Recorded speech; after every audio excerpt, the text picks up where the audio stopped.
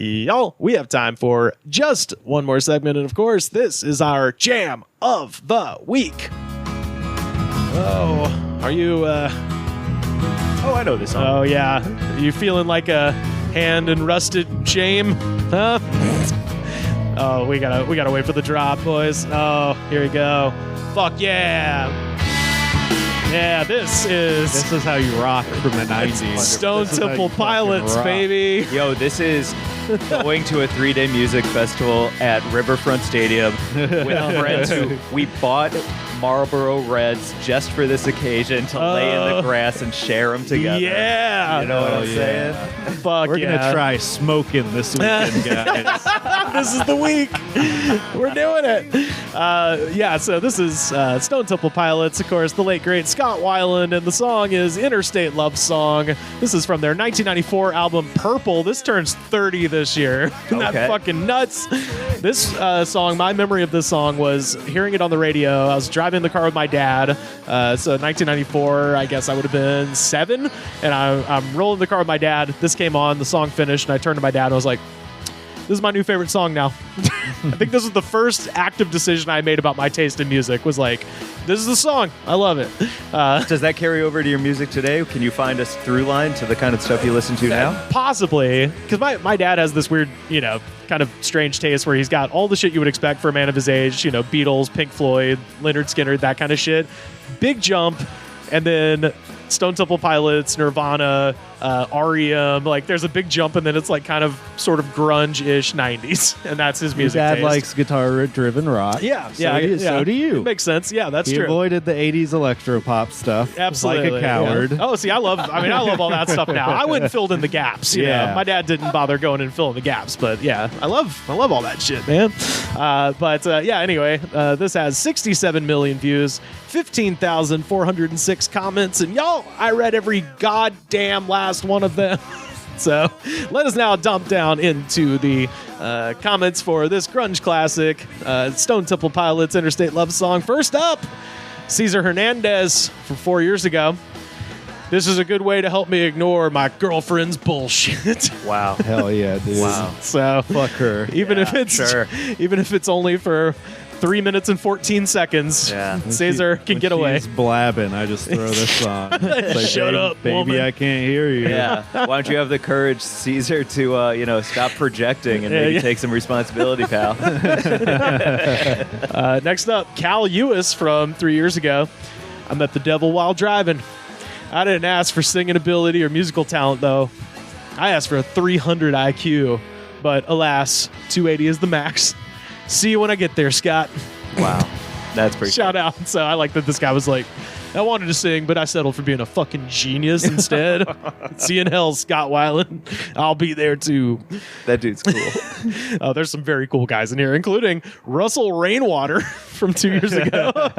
I think I saw this guy's porno once. I was going to say, I think this guy sold me a gutter system on my house.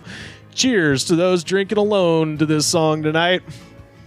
I'm going through the same shit he's singing about. It's so obvious. I told my wife, do you have any remorse? Do you have any empathy? Apparently not. Goodbye, bitch. That's great. He wrote all that? Uh-huh. That's great that he's like, I know everyone is relating to my exact situation right now. I am the only thing that exists in this world. Solipsistic YouTube is a thing. I love it. Shit. RB from 1 year ago, and I don't know what this means. I'm dying of a fat lady disease. Although I'm a fit 34-year-old male. I was like, you might want to get that checked out. This song reminds me of partying with my ex-wife, or my railroad buddies, or my girlfriends. Hell, I admit it. I lived a life of sin, but it's better to burn out than fade away. I regret nothing. Wow. Have we looked up what this song meant to Scott? Because I feel like these dudes are putting a lot on this that is very similar. So supposedly the song is about he went to rehab, got out of rehab, told his girlfriend he wasn't doing heroin anymore. And then very much went to Atlanta to record this song and did a bunch of heroin without telling his girlfriend. I was literally going to say, I bet this song's about heroin as a joke. Hey, Alice in Chains, Stone Temple Pilots, almost all of those bands. If it's by either of those bands, chances are. Meanwhile, everyone writing in is like, yeah, man, just like Scott said, Fuck women. Yard punk wrestling from 3 days ago. Uh-oh, hot off the presses. My ex-wife trashed Kat Dennings from Two Broke Girls just because I, as a 90s kid, saw Kat Dennings as a 90s kid too, and an awesome woman. And my wife kicked me out.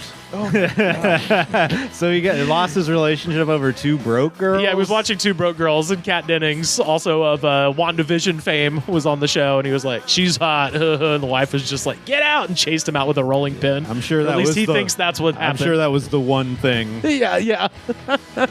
Also, great show. Loved the pilot. Oh, yeah. Fantastic show. I never saw it. Oh, boy. Whenever I think about it, I just remember a girl I used to work with told me she loved it, and she would watch it with a roommate, and they called it Two Broke Bitches. And she told me that as if I was going to laugh my ass off. Yeah, they shot that show at Warner Brothers Studios, and the set that it filmed on was the set where they also filmed of all the gin joints in all the world, and she walked into mine. That's literally where they filmed fucking Casablanca, and when you take the Warner Brothers store, they're like, yeah, it's the set of Two Broke Girls. It's like, Jesus Christ. Unbelievable. More culturally relevant now than Casablanca. I guess. True. Wow. So, got a few more here. Great. Jennifer Sullivan from 1 month ago. Stone Temple Pilots, I saved my money for your concert. You fucked me over. You guys owe me $50 because you broke up at the Shrine in Springfield, Missouri. You owe me $50. You owe me $50. Was that at the show they were at? I think they were supposed to play the show, and then they broke up. And they like canceled. Then they jumped off the Card bill. They jumped off the subject to bill. change. Yeah. Do either of you or anyone who listens to this have the capability through metadata of tracking her down, and we can go there and give her a $50 bill a we could move? possibly. Maybe so. We could. What's the name? Jennifer Sullivan. Jennifer Sullivan. Yeah. Let's see if I can find her YouTube page. Yeah. I know we're on video now, and I shouldn't be doing this. Right, but I'm just saying, like, there's something about that where it'd be like, hey, I was actually at that concert too. Would love to cut you 50. Well, she doesn't have any videos, but she does have a playlist with Sarah McLachlan and Foster the People in it. So, Okay. So that means she hasn't touched that playlist since 2012. I'm sure GoTA is on there as well. Probably. Next up, Zernax from 1 month ago. Despite the fact that I mocked this band when I was 9, I regret ever doing that. I came to love this song 7 years later. So that's great. cool. When you turn 16 and get a car, leaving that old mindset in the dust. I was so stupid when I was 9. I thought I knew everything. 100%. Sometimes I'll go back. I can't remember the name of the song, but it's an STP song. I am, I'm not myself. I'm not dead, but I'm not for sale. And I can't remember what it is, but every so often I'll listen to that and just get real pumped up before a show. Oh, yeah. Yeah. I love the Vaseline. I love the Pretty Noose. So there's that Soundgarden. I think I'm mixing them up. They're all the same. Yeah, They all look alike. And they all died of drugs. Yeah. They're all about heroin. Yeah. Spiff from 4 years ago. Hell yeah, Spiff. Why does this song give me a Woody? When my wife and I first started dating, Jesus Christ. this song was climbing the charts. When I heard it on a Friday afternoon, I knew I was getting some pussy that evening. Still gives me a Woody to this day. I was like, you just answered your question. Why does this song give me a Woody? It's a, Pavlov response. 4th grade science there, Spliff. Jesus Christ. Similarly, Luke Fender Rhodes from 11 years ago. I'm 63 years old, and I want to say these guys made me throw away my Viagra. What is happening with this goddamn song? He says, that's how exciting they are and sounds. This is not a scripted statement. I really am 63 and I play guitar. My wife likes my guitar picking too. She said it helps her go to sleep at night. I'm not sure that's a very good testimony of my picking, but in the morning I put this song in to wake her old ass up. Payback's a bitch. That went all over the yard, and I loved it. Unreal. That guy has no one to talk to. That was a classic, my wife is my only friend, and even she is sick of my shit. Please play your guitar so I can go to sleep. Yeah. Sir Rexy from 4 years ago. This video has a nose growing long. Lying to yourself. Bitch throwing you out. Nothing but a suitcase of lies. Nowhere to go. Chased down, run over by the demon car. Fuck you.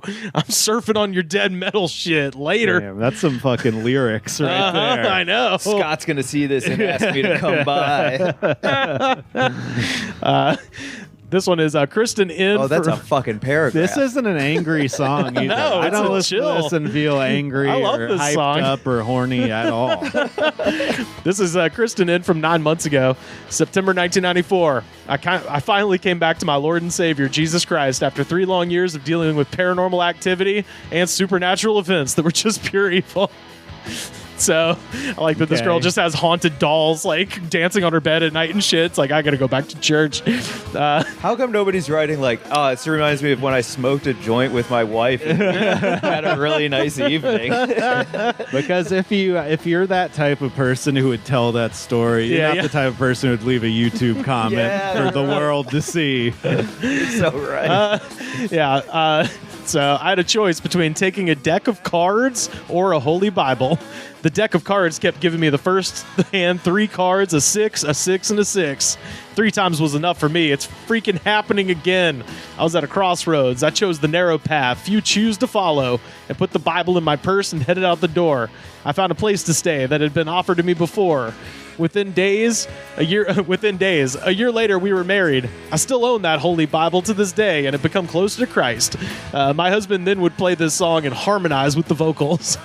So I like that she got away from the demons and then just married a guy who's just, oh no,